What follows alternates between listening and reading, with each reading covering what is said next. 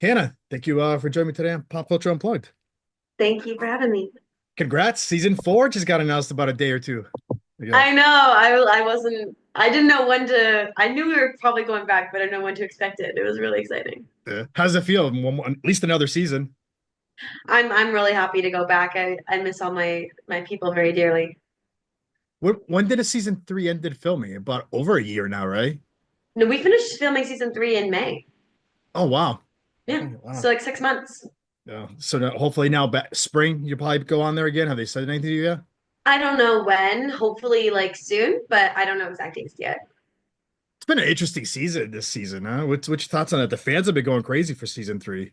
I know they've been going absolutely crazy, and I love to see it because we've been trying to make the seasons bigger and better every season. So getting bigger and better reactions every season is like exactly what we want.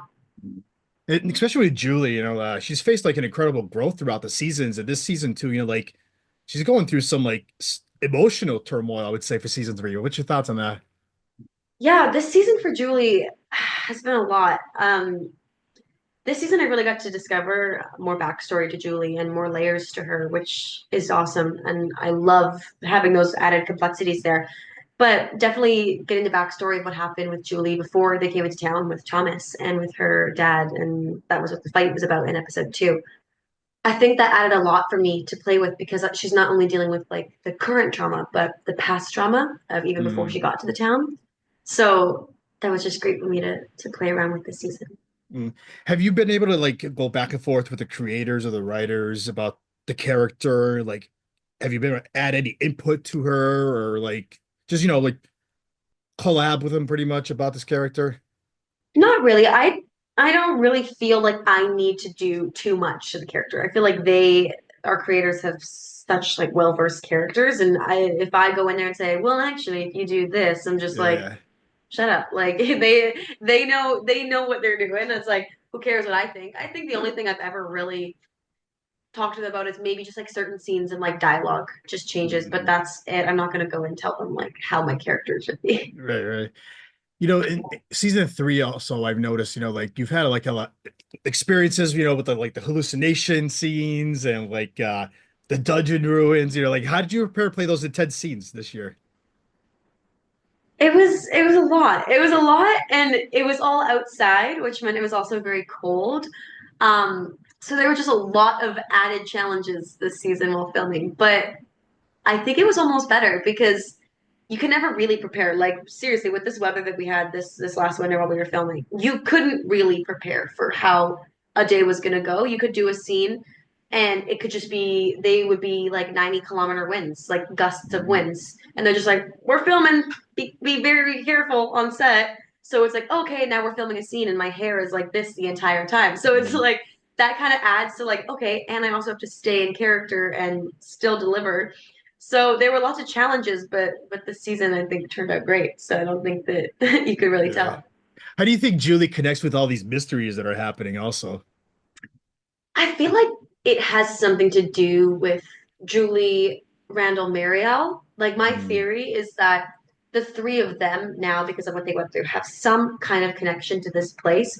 Obviously, we know Julie hears the screaming and Randall sees the cicadas, and Marielle, you don't know. I think she's very much more private about what she's going through. But I think there's some kind of connection there to the mm. town. So I don't know. I hope All right. that'd be cool. What about the newest thing this year? We saw a little time travel. What's your thoughts on that? Yeah, and I don't even know if it's time travel. Like it's Yeah. just something to do with some kind of like I like it's so time travel, anything like that always just confuses me. But I think that From will not chalk it up as easily as just, oh, it's time travel. It's there's Mm. something more to it. One of the biggest symbols I think I throughout the season, the music box. How do you think it influences the changes like with Julie's like mental state and decision this season with this music box? Yeah, I don't know. I haven't even had a thought about that. The music box from season 2. Um, in this episode, I'm allowed to talk about episode 10. Is this coming out Yeah, after yep. episode 10? I'll release it tomorrow.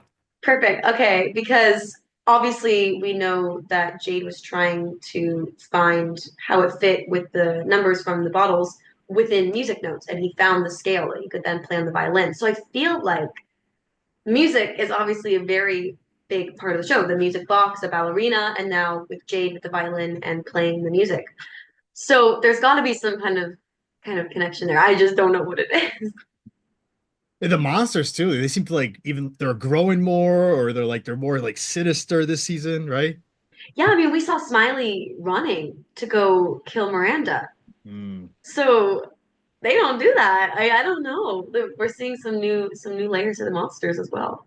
Mm. Speaking of Smiley, how are the fans are loving that character, huh? They just love it. They eat it up. And I love it. That's like every actor's dream is to play a character. And then even if the character dies or something, just that the fans love you so much that they're like, we gotta bring this guy. We gotta include this guy as much as we can. Like that's like the goal. And I'm so happy for him. Yeah.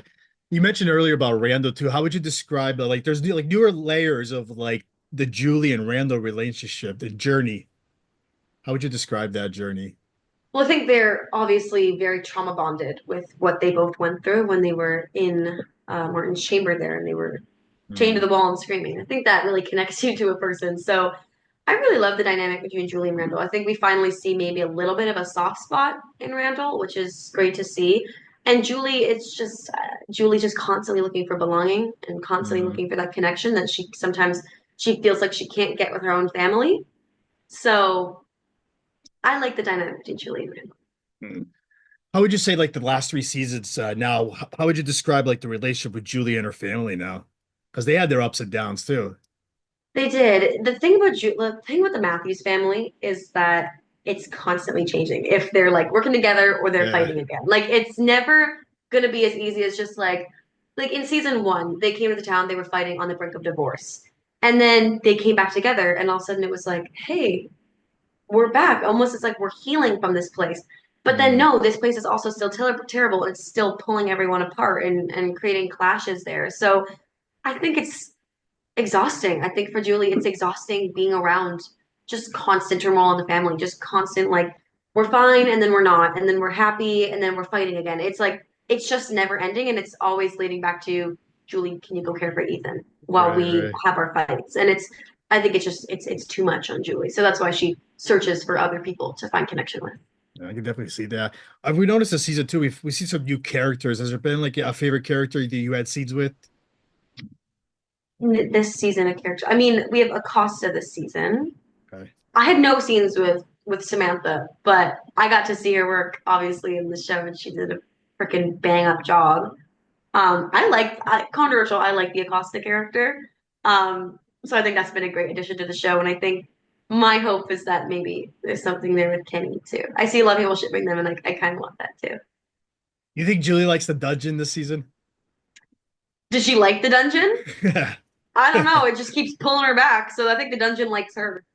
Yeah. What do you think was like the experiences like to reveal about the larger mystery in town this season with the dungeon? Yeah, I think it was. I mean, reading those scripts was just getting the last every episode you get, you're like, oh my God, this is crazy. But I think the last 8 episodes, like each of those scripts, it was like, okay, my mind is actually freaking blown. What is going on here? Because so much stuff was getting revealed, and especially when I found out that I was the one who threw Boyd the rope, like that Mhm. mystery there, I was just freaking. I was shook. It was crazy. Definitely.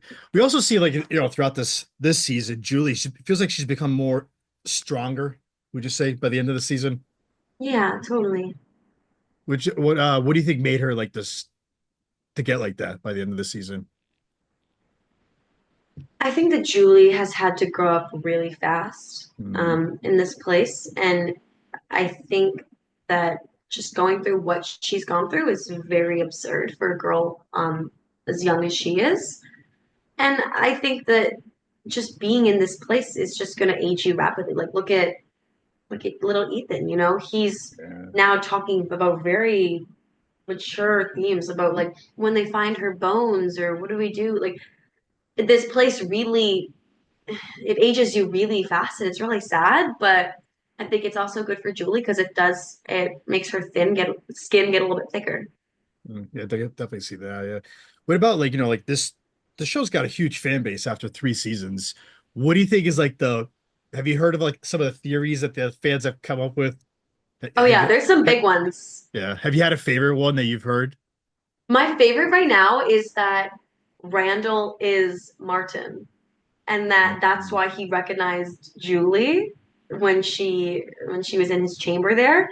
Um, which that is really cool. But then also at the same time, I'm like, well, just because he knew her name doesn't really mean anything because all the monsters know everyone's names. So Mm. it's like, but that's a cool one, I think. And then people are getting silly and they're like, "Oh, Randall is Fatima," and Oh, I people are I going did read that people are going one. really big with all those. So yeah, I think anybody that pours a lot of their time into the show and to make a theory, I love it. Yeah.